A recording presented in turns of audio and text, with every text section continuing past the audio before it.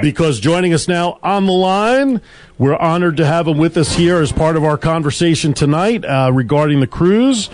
Actor, ComicCon C participant, Battlestar Galactica alumni. We have his theme song playing. Please welcome to Vegas Unwrapped, Mr. Richard Hatch. How are you, Mr. Hatch? I'm great. Great to be here. I'm Aaron Phillips. My partner Ricky Cash is here, and of course Pat and Isabel are here. We thank you for taking a few minutes with us to talk about the cruise. No worries. I'm all up for it. It's going to be, I think, probably one of the most exciting. I've done several cruises around the Caribbean. I've hosted them. This is probably, I think, the most ambitious cruise I've ever been part of. I mean, this European cruise has wonderful locations. It's got some incredible guests. They're going to do some incredible panels about the industry, the entertainment industry, how they make movies. Plus, they get to obviously hang out with all these various guests from all these wonderful shows. So it's going to be, and it's on one of the most amazing boats, probably in the fleet. So I'm really excited. This should be a lot of fun. This is Ricky, Richard. Actually, I'm Richard, so Ricky and Richard. But I have to ask you one question regarding Battlestar, and, only because I was such a fan. You are absolutely the best character on the first show, all right? Starbuck, the whole thing. How did you become such a bad guy in the second show? It's a song by a group. Well, I mean, that's a long conversation, except that, see, I don't look at Tom Zarek as a bad guy. I look at Tom Zarek is the one through history that is always, as they say, history is written by the winner. Braveheart, William Wallace was the bad guy, according to English history.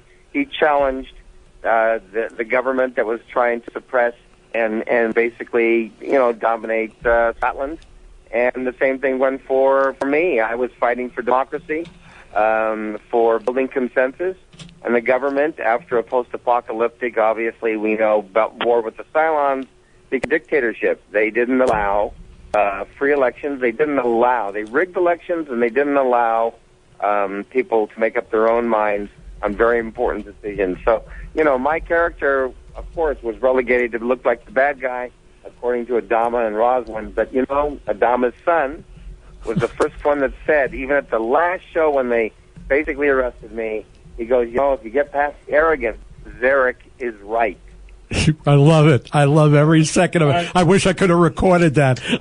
Yeah. By the way, the Ron Moore told the writers to always put the truth in Zarek's mouth. And whether you wanted to hear it or not, I always was telling it like it is, but, people don't want to hear the truth. They want to hear it the way that they feel comfortable. And, of course, as we know, governments, whether they're left or right, in post-apocalyptic times, they become dictatorial. People turn over their power, and then governments take on too much power. And unfortunately, we've seen it happen over and over again. We got to see it on Battlestar Galactica. But anyway, that's a longer discussion. But I never saw him as a bad guy. I never played him as a bad guy. I love Tom Zarek, one of my favorite all-time characters. Richard, because my partner asked you a question totally unrelated to the cruise, yes. I want you to know that he's now fired and will be looking for a new job after the show is over. So actually, Richard, I'm going with him because by the way, they can ask me all those questions in detail on the cruise. There you go. Exactly. Or we can have you back on Vegas Unwrapped. That's true, for a whole half-hour segment. I would love to have you back on as a guest and we could talk about all that. But let me ask you a question about the cruise.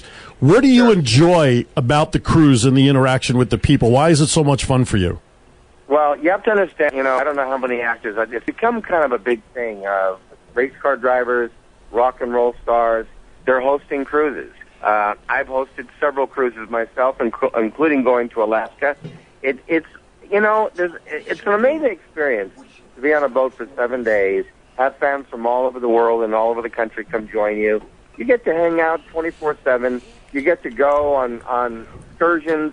You get to hang out. I do my panels, seminars, but I hang out. We get to hang out, have a good time, get to know each other, and they get to kind of experience, I think, to see a celebrity as they really are. And I have no problem doing that. I love people. I teach seminars all over the country. I love interacting with people. I love, getting to know people. I'm one of the people I know that I would read everybody's history because I'm fascinated by what makes people tick. Why are they the way they are? What kind of work do they do? So I love getting to know people all over the country, and that's what I get to do on a cruise. Obviously, when they come to a convention, most of the time, you get 5 minutes. You know, they smile, they say hello, you hug them, you sign a picture, and that's it. On a cruise, you really get to know people and get to hang out and kind of get some of that, what I want to call downtime, get realistic, real, grounded time with people that you admire. So this cruise, obviously, for me, is, I was thinking about a European cruise hosting myself, and then when Pat put this together with some really wonderful actors and entertainment production people, about it's not only a sci-fi convention, it's really an entertainment convention about how movies are made.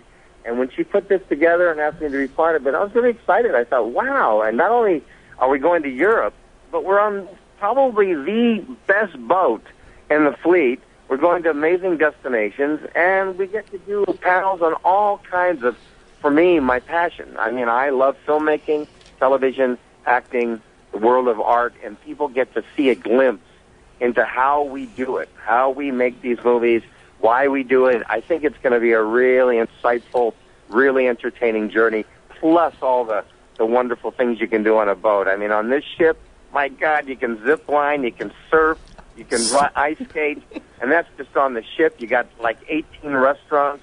I mean, there's nothing you can't do on this ship, even if you had no destination. The price of admission, wonderful destinations thrown in. The price of admission for me alone.